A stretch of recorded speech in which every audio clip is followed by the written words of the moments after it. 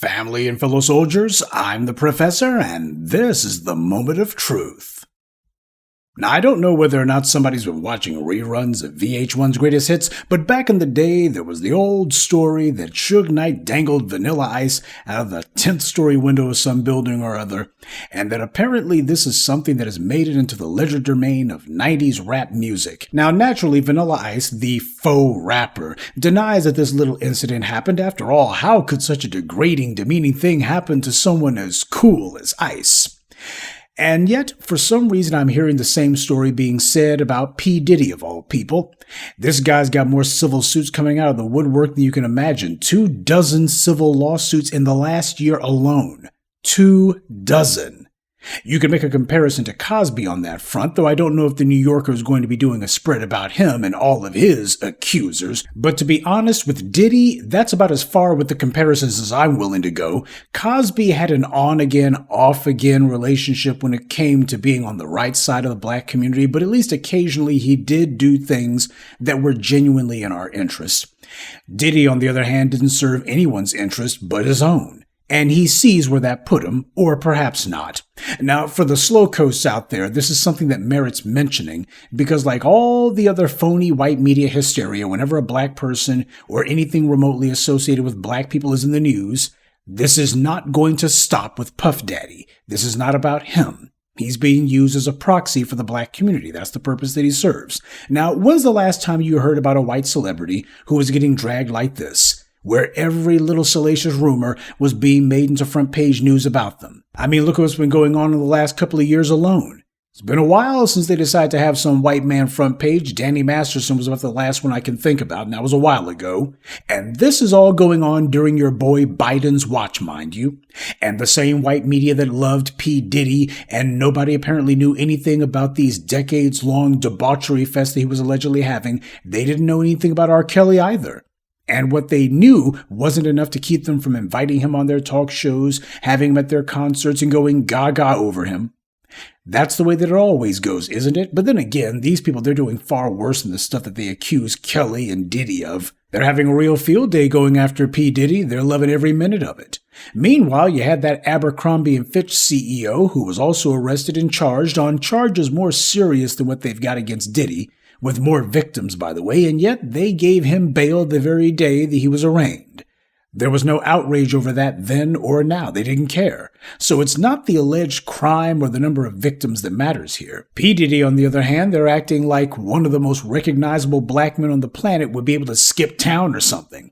Well, that did happen with white offenders like Eric Luster and Ethan Couch, aka Affluenza Teen. They both skipped the country. So there's plenty of precedent for this kind of maneuver, even among the rich and famous and noteworthy. But not where a black defendant is concerned. Even Harvey Weinstein was out on bail during his trial. But when it comes to P. Diddy, they're not even denying him bail on the basis that he's a flight risk. The main concern that the judge said was that he thought he was a danger to the community. That's the main thing that the judge pointed out. On a side note, the judge in this case is a guy named Arun Subramanian. He's Asian, his folks are from India, so this guy is going out of his way to an obscene degree to ignore all evidence, law, and common sense, just so he can be the darling to the white media for a few news cycles and say, I kept that nigger in jail. Even if he beats the rap, he still had to do some time behind bars, etc., etc. That's what this is about. Now, once again, before I go any further, I personally could care less what happens to Diddy. He was only concerned about himself, so he's on his own, as he should be. But this is yet another cycle of finding some black person they can hold up as the embodiment of all evil. Meanwhile, they're ignoring non-black defendants accused of far worse. Somebody's trying to get something going here. That's what I'm trying to say.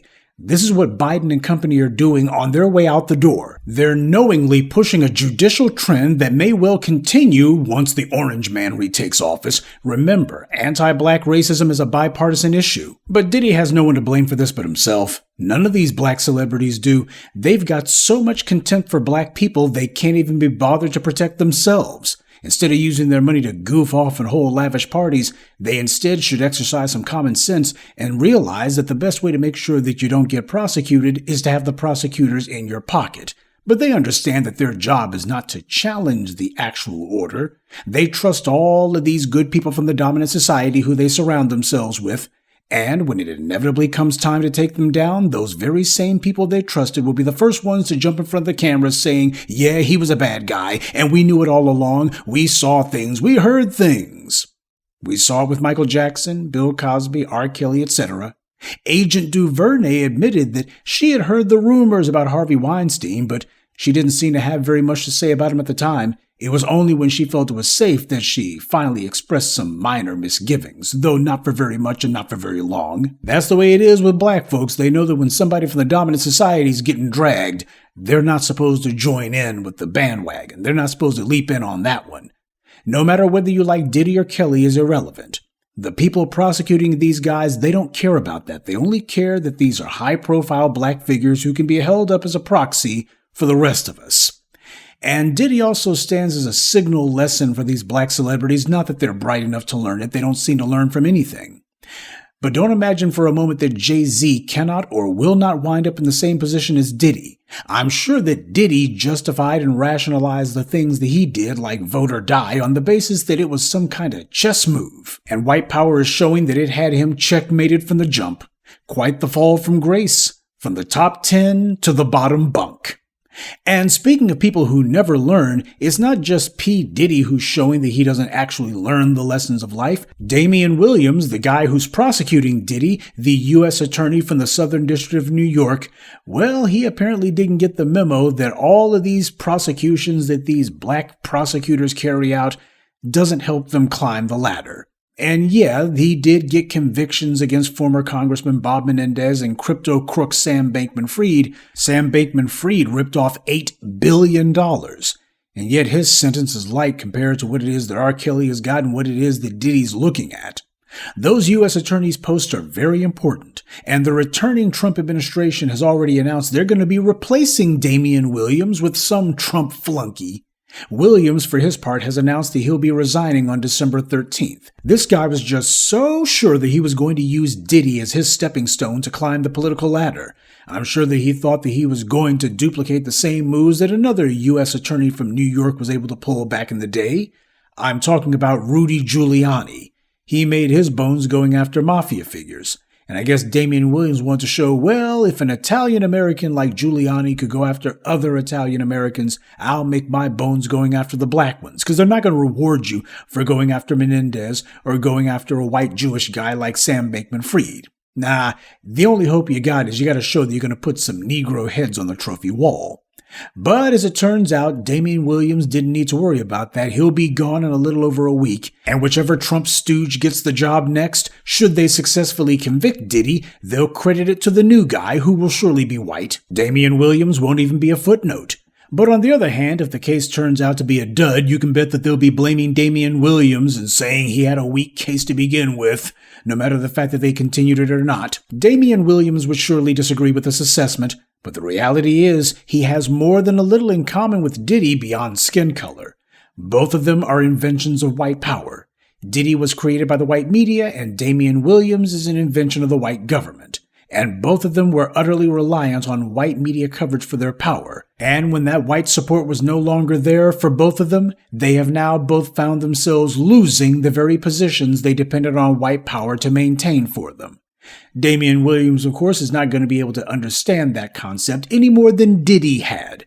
And that's what you got to understand when you choose to decide that you're going to be a tool for white power. It doesn't matter if you're a perverted music mogul or if you're some bougie bureaucrat. At the end of the day, they both wind up in the same place. Both Damian Williams and P. Diddy dance to the same tune for the same master. They may see themselves on opposing sides, but they're actually not. They're sock puppets being put on for show by the same master who controls both of them. And the outcome of the drama is always the same sick ritual playing itself out over and over again. And that is the big bad black man is the monster under every bed. And no matter how bad the behavior of the Danny Mastersons or the Abercrombie and Fitch CEOs or any of the rest of these perverts is, well, there's always a black man who's worse. And even though he may not be worse, well, he's black. And isn't that enough? There's no telling how this criminal trial is actually going to shake out. P. Diddy has been in legal scrapes before, though nothing like this. Nonetheless, whether it was Diddy or whether it was Damian Williams, you should understand. Nothing happens in a vacuum under white supremacy. Both of these men were nothing more than tools for the same white supremacist master, and that being the case, as I've always taught you, when white supremacy is done with its tools, it breaks its tools. There's no exceptions. Good day, and be one.